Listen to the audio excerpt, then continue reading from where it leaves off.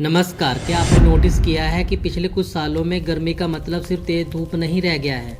दोपहर में बाइक की सीट पर बैठना हो, कार का दरवाजा खोलना हो या घर के नलके से उबलता हुआ पानी आना, ये आम परेशानियां अब एक बड़े खतरे का संकेत हैं। हम हर साल कहते हैं कि इस साल गर्मी पहले से कुछ ज्यादा है, लेकिन अब ये सिर्फ एक वहम नहीं बल्कि एक डेंजरस साइंटिफिक रियलिटी बन चुका है। IMD यानी इंडियन मेट्रोलॉजिकल डिपार्टमेंट के मुताबिक देश के कई हिस्सों में पारा 45 से 47 डिग्री को टच कर रहा है।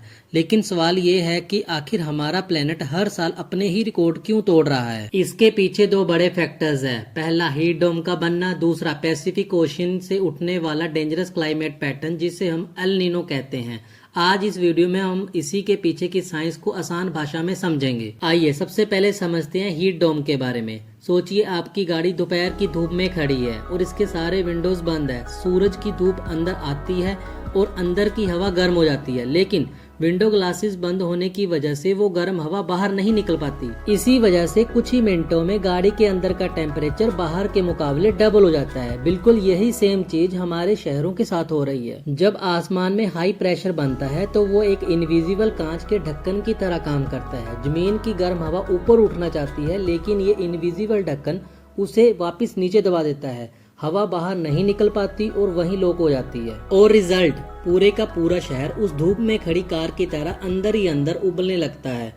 इसे ही साइंटिस्ट कहते हैं हीट डोम। लेकिन इस हीट डोम की गर्मी को और तेज कर रहा है हमारा दूसरा दुश्मन, जो हजारों किलोमीटर दूर पैसिफिक ओशन में बैठकर पूरी धरती का मौसम बदल रहा है, जिसे हम अल नीनो कहते हैं। WMO यानी वर्ल्ड मेट्रोलॉजिकल ऑर्गेनाइजेशन के सबसे नए डाटा के मुताबिक इस साल पैसिफिक ओशन का पानी एबनॉर्मल रूप से गर्म हो रहा है और एल नीनो के एक्टिव होने की संभावना 98% तक है। जब ओशियन गर्म होता है तो ग्लोबल हवाओं के रास्ते बदल जाते हैं। इसका सीधा असर हमारे इंडियन मानसून पर पड़ता है। बारिश कम होती है, ठंड जल्दी खत्म होती है और गर्मी का मौसम हद से ज्यादा लंबा और भयानक हो जाता है। जब हीट डोम और एल नीनो एक साथ मिलते हैं तो शुरू होती है असली तबाही, जो हम न्यूज रिपोर्ट्स में भी साफ देख रहे हैं।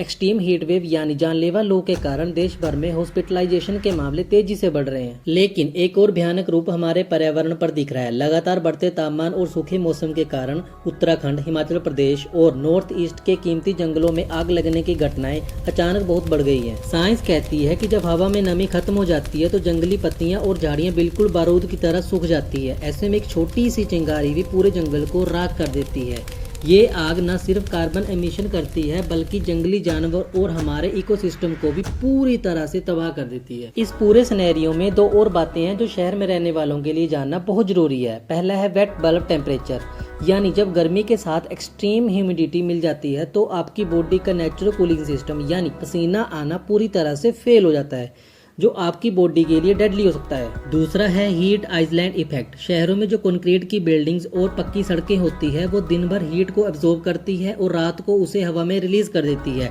डाटा कहता है कि इस वजह से शहरों का टेम्परेचर आसपास के गांव के मुकाबले 2 से 5 डिग्री तक ज्यादा हो जाता है। ग्लोबल वार्मिंग और एल नीनो जैसे बड़े मुद्दों से लड़ने के लिए बड़ी पॉलिसीज की जरूरत है, जैसे कूल रूफ इनिशिएटिव्स और अर्बन फॉरेस्ट्री। लेकिन पर्सनल लेवल पर IMD की हेल्थ एडवाइजरी को फॉलो करना बेहद जरूरी है। पहला, पीक हार्स दोपहर 12 से 3 के बीच आउटडोर एक्टिविटीज को अवॉइड करें। दूसरा, बॉडी को कंटिन्यूसली हाइड्रेट रखें, पानी, नींबू पानी या ORS का यूज करें।